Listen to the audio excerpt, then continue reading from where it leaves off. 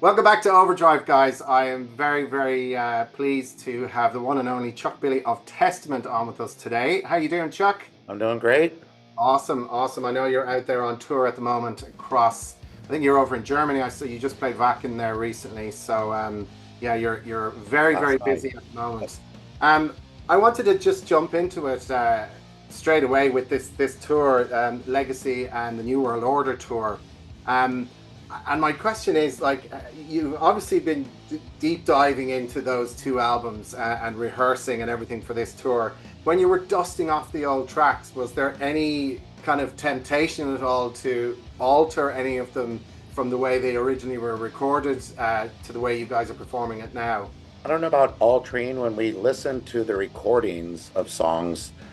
I believe like Curse of the Legions of Death or First Strike. The recording versions, they seem fast, but they actually are not. So I think we're playing them faster now live than they are recorded. Okay. Uh, it's odd. Usually we'd slow it down, but we're speeding up. That's the only kind of adjustment for them, but everything else is pretty true to the original way we performed them. I understand you were in the studio, if I'm correct me if I'm wrong, in November, and around about that time, I think shortly this year, you said that vocals and drums were done. What sort of creative process point are you at with it? Eric and Chris have been working together since around November, and we had a few shows thrown in there early in the year. We got into the studio, I believe, maybe the beginning of May, end of April, beginning of May. We started recording them. We have about 11 tracks ready to go. All the music was done and started the recording process. I still needed to go write some lyrics. We really wanted to get the record done before we came over to Europe. I have 7 tracks finished. Eric has a bunch of guitar tracks. The only big thing is left is the drums are finished. The only thing left is the bass and Alex lead guitar stuff. Between this tour, when we get home in 2 weeks, we'll go back in the studio and finish up, continue on, and then we start the American leg with Creator and Yeah, Possessed. And then between that break, we'll try to get everything finished up. Then we go back to Europe yeah. again with Creator and Anthrax. We plan to, I think, start mixing in December, January. That's the goal. We always try to outdo ourselves or make a better record or write better songs. It's always a challenge Mm. for ourselves. And I think this time we really took a long time to create the record. We kind of got everybody in the same room to really go through the songs and kind of put their 2 cents in to the arrangements. I think by having Chris, he's a younger drummer, Mm. really great drummer, but I think he brought, a new fire to Eric in the writing process. And Mm. I believe because, we're going on 37 years of making records, it's kind of full circle right now. We're kind of inspired by new generation, I guess, of music and metal. And Chris is a big part of that. He's a big fan of that. So I think he inspired Eric just to write some really aggressive, fast, creative riffs. Mm.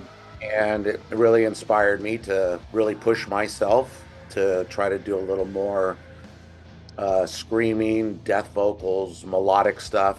Yeah. We even went as far as writing, I don't want to say ballad, but it's something really catchy, that's really slow, that's something we haven't done in over 30 years. Wow. So I think, just the overall songs and the confidence in the writing this time really is going to stand out on this record. I mean, every record you guys do is just, I'm just thinking there's no way that they can beat that. There's no way. And then the next thing you come out with the next one, I'm just like, fucking hell.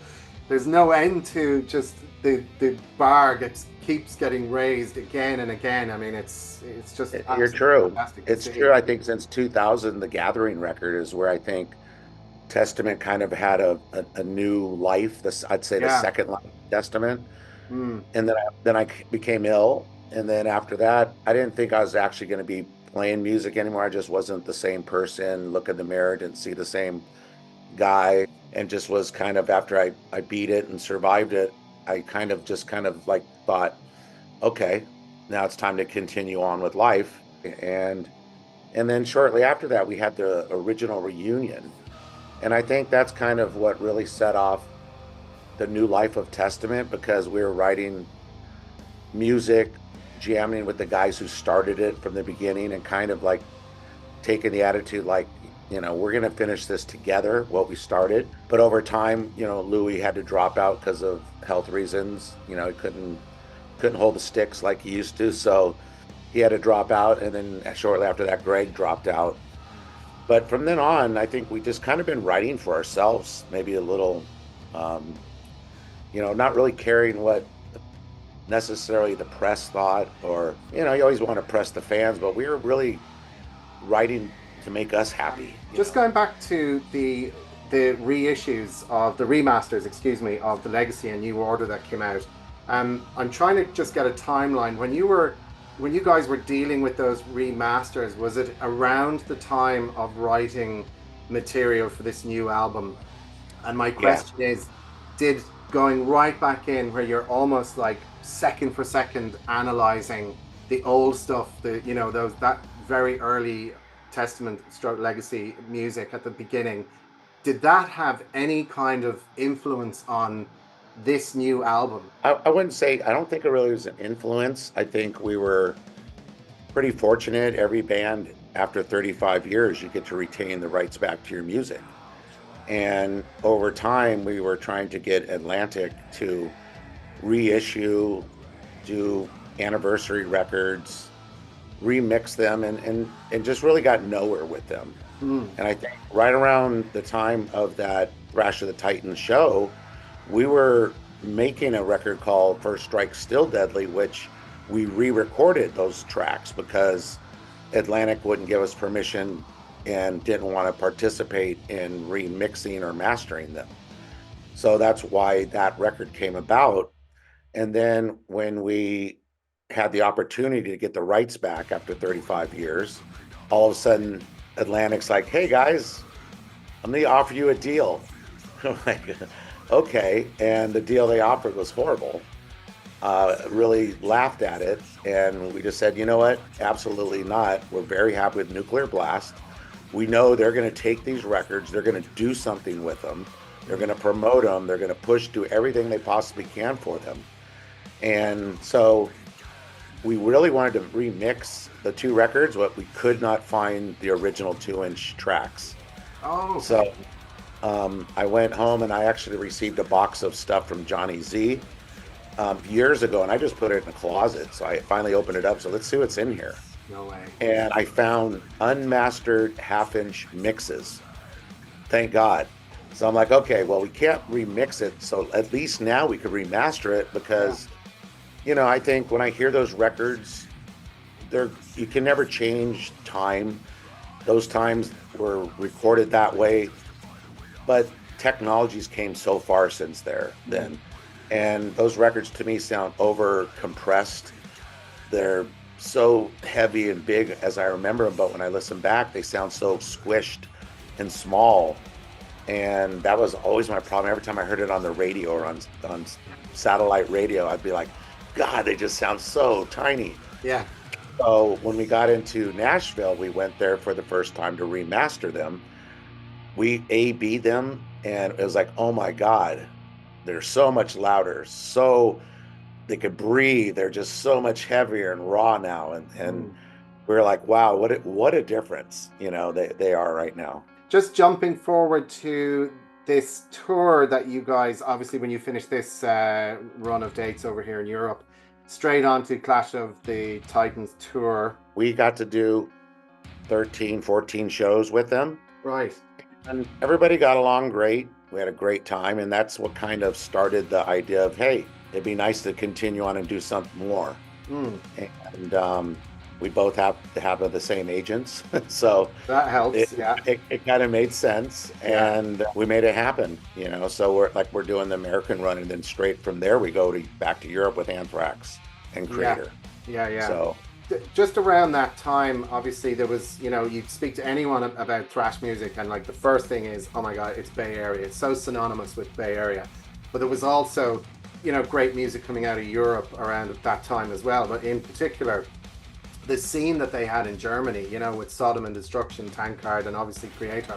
I just wanted to get your kind of take on that. I know it's decades ago now, but were you guys because it was a very it was obviously brutally heavy, but it was a different kind of animal to the American thrash. There was something quite different about the sound of it. And like, were you guys fans of what was coming out of Germany at that time? Did you find it uh, a little bit kind of the juxtaposition between American thrash and German thrash? Could you tell the difference between, like, it seemed to be a lot more sort of harsh and brutal kind of.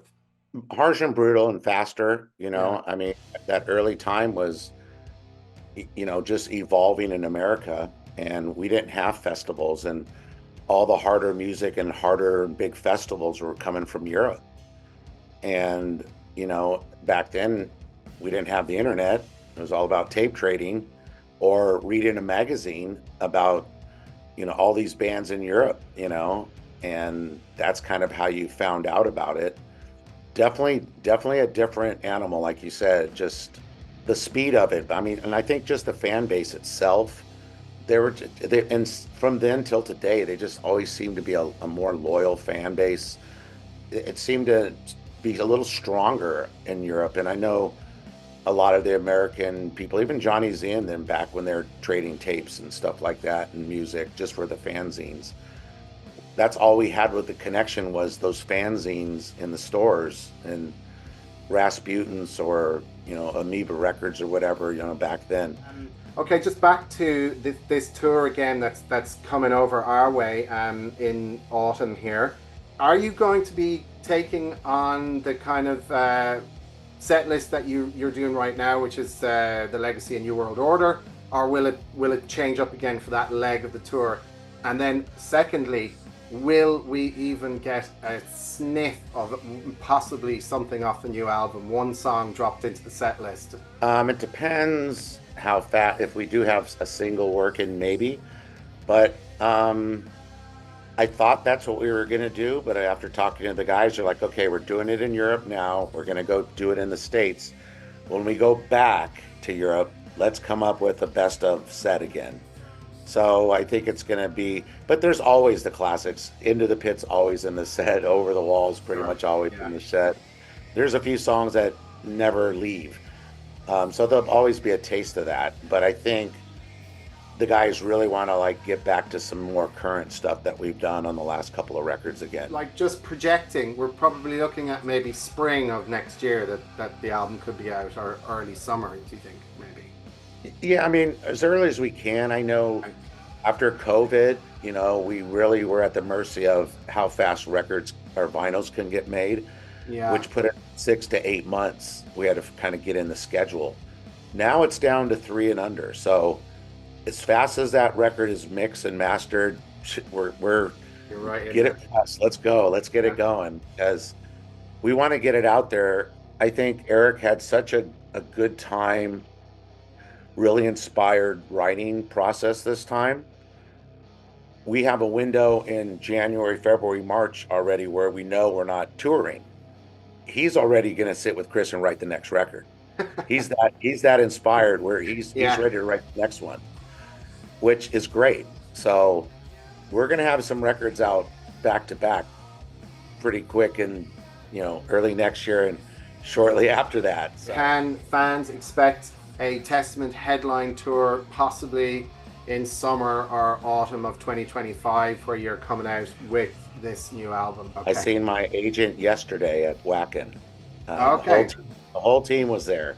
Okay. And that's exactly what we discussed. They're trying to put something together October, November next year, headline tour. We will probably skip the festival season next year. We've been doing it every year, and he thinks it's probably a good idea.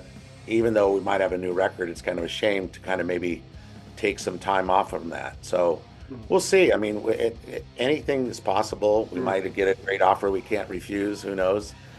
But yeah, I think we're going to be pretty busy next year once the record hits out. Are there any kind of milestone plans in terms of anniversaries? So we're planning already, putting together a remastered special edition Practice We Preach record. Hopefully, labels talking. Hopefully by Christmas, Cool.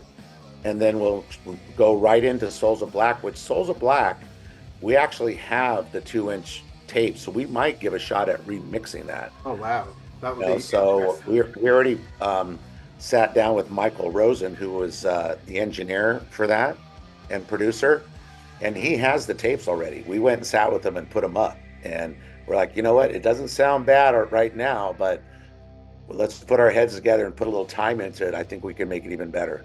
Chuck, thank you so much for taking the time, and best of luck on the rest of these dates here in Europe. And we will see you back over here in Ireland. You return to Ireland in the autumn with Anthrax and Creator. So looking forward to it, man. Thank you. We'll see you then. Excellent.